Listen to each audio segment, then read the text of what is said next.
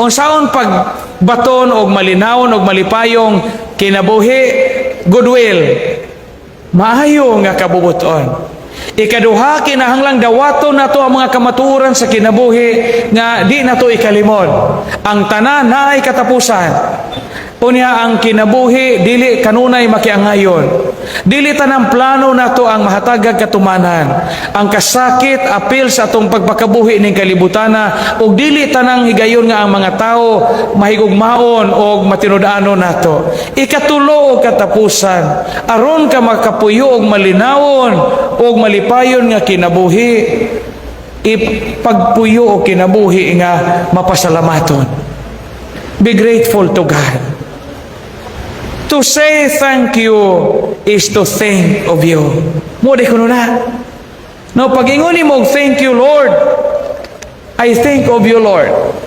Pag-inguni mo, thank you, my love, imong asawa, imong bana, I think of you.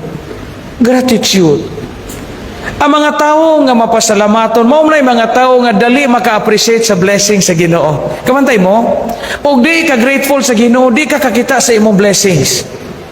Ang mga tao nga kanunay naay gratitude sa Ginoo, kanunay gina sila nga makahuna-huna nga tanan iyas Ginoo.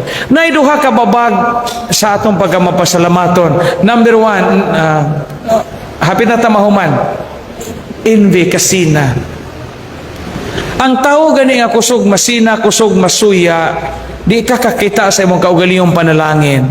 Giyon sa pag-describe ni San Agustin ng envy, envy is sorrow over other people's good fortune and joy over other people's misfortune. Ug mag-uol na gani kay imong silingan, kapitan nagbarko, mag-uol na gani ka, maglagot ka, envy na. Pero balitaan nga ni ka, uy, ang kauban na ba na to sa kapilyaso, stage 3, breast cancer, Marie, pagkami yung kana, hubag pa more. Envy na.